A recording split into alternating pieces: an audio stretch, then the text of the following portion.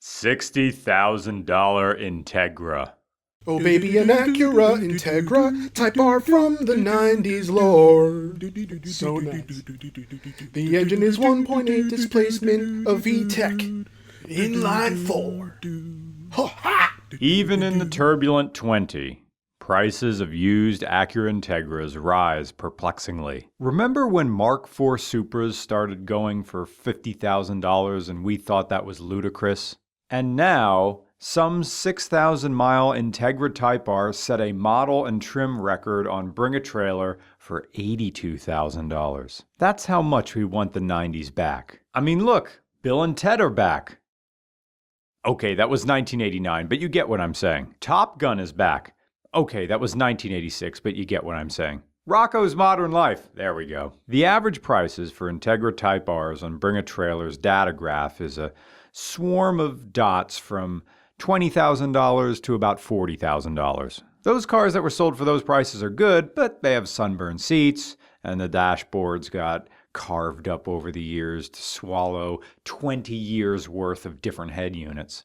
Some have tasteless 2000-era body kits and decorations. But Tom's 1997 Integra lacks all of that. Although it does have some racing parts and some bolt-on parts for the engine, but Tom saved the stock part, so whenever he wants to sell, he can take the Integra Type-R back to stock, or if the new owner wants, keep it the way it is and give them a big box of OEM parts and you can do what you want. This is clean. This is really clean. And with an asking price of $60,000, I get it. I get it. Because listen to this. AC off again. So second gear is a go gear. Second will get you to 60. That is really good. That is really good. It's a lot of fun, isn't it? Yeah. Open grade bridge. Man, 2 is a versatile gear. 8,500 RPM. This is vintage VTEC. The hard cam profile change.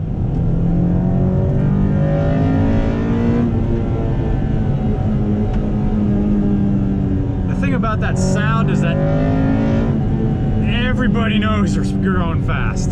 There's nothing stealth about that. It's like seeing Randy Savage's flying elbow in his prime. No way! He's gonna die jumping from the top of that rope. No way! It feels like the B-Series engine is gonna explode. No way I'm pushing it through the 8,500 limit. And Tom was next to me saying, no, keep your foot down, keep going. Don't worry about it. If you hit fuel cut, you hit fuel cut. It's all part of the show. $60,000. You're not buying a car.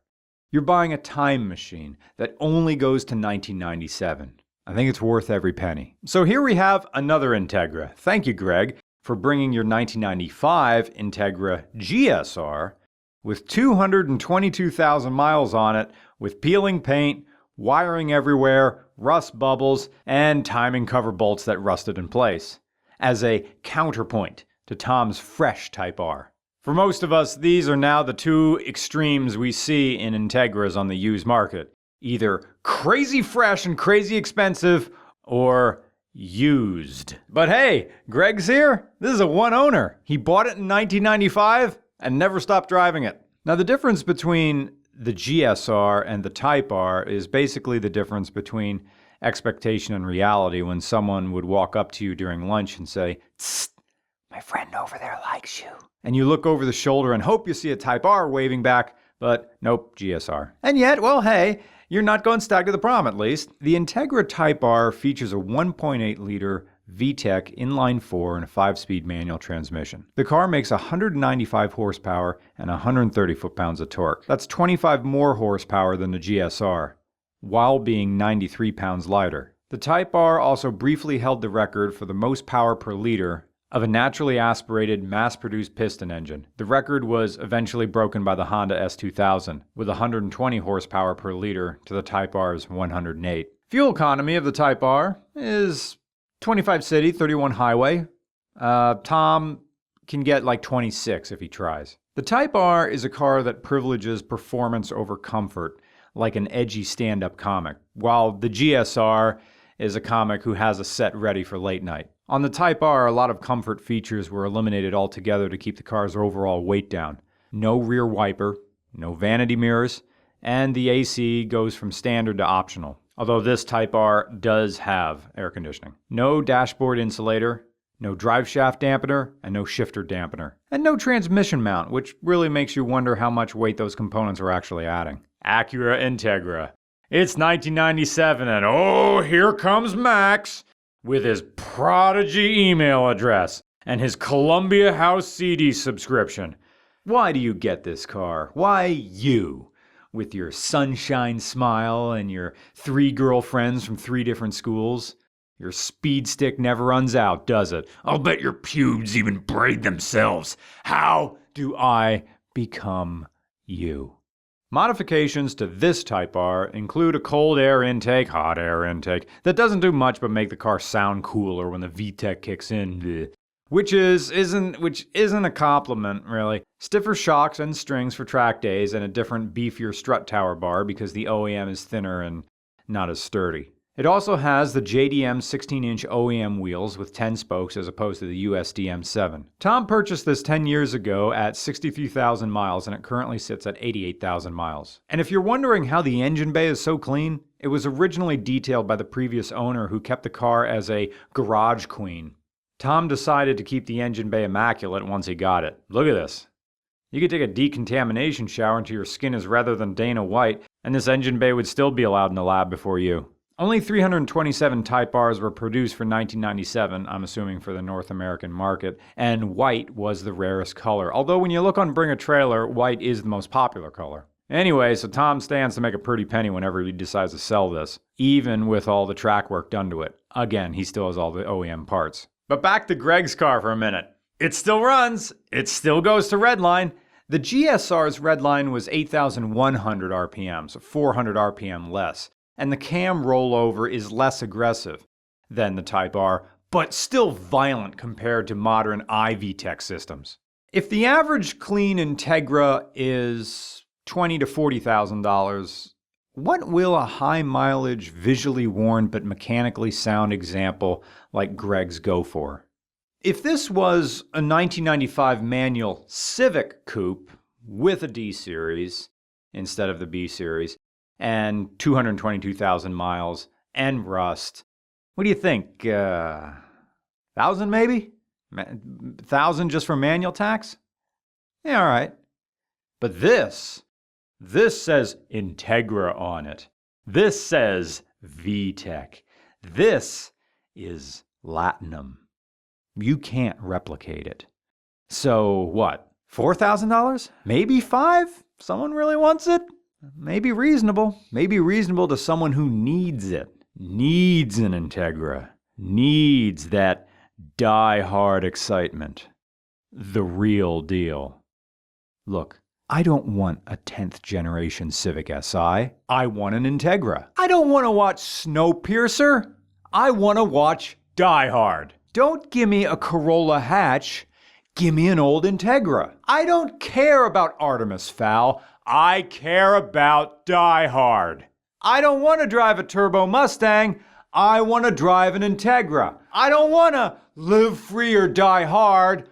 I want to die hard. Literary theory time. Narratology is the study of narratives and their structure and how they act upon human perception. If you apply the idea to a car, you start to wonder what this car is trying to tell you. Because a car is a singular creation, a narrative structured from gears and gasoline, shout out, but you can't separate it from the purpose of its creation, because that purpose is a chapter in the narrative.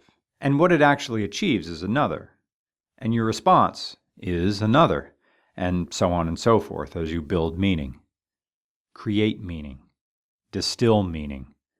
Separate the story from the discourse. The GSR is the budget Type-R, but is that its story or simply the discussion surrounding it? I'd argue it's both. The GSR set out to be an affordable sports car, while the Type-R aimed at being a more upscale, faster version. Yet together they tell a narrative of foreshadowing, the story of technology and its misapplication. Today you get cars like the EcoBoost Mustang that pipe in fake engine sounds in an attempt to manufacture big dick energy. But that fundamentally changes the value of the engine sound itself. Like getting bunged by your favorite anime character in VR, it doesn't really count, even if you got your nut anyway. The B-Series was an engine designed to be listened to. And not just that, but listened to on its own. Because under this hood are notes that aspire to musicality, and they sound all the sweeter when set against the lying green screen backdrop of artificial engine noise. Cars are losing their narrative value in the name of placing safe, risk-averse creations on a pedestal, so that even the more sporty-themed cars just seem the same. It's like they're trying to answer what the best single season of Law and Order is. It all runs together. You just know the three eras.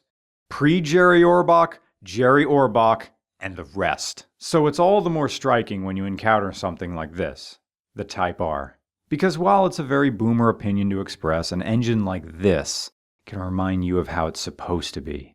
How an engine is supposed to make you feel. And maybe that's the story, you know? That this car offers you an engine that relocates your sensory experience the way sniffing a candle takes you back to that one Easter where everybody got along. You're gifted with the seemingly superhuman ability to compartmentalize the stresses of daily life so you can actually enjoy life while it's happening to you, rather than regretting how many times you let yourself ride shotgun to your anxieties. I mean, if you're gonna let BS live in your brain, you might as well make it pay rent. The reason Die Hard has never been successfully replicated is because John McClane was just a guy. He wasn't extraordinary in himself. He was just thrust into an extraordinary situation and rose to the occasion. The structure of the narrative relied upon the juxtaposition between John McClane's presentation and what he was capable of actually doing. In the same way, the Type-R may not look like much at first glance. But when that VTEC kicks in, well, yippee-ki-yay, motherfucker! Acura Integra Type-R.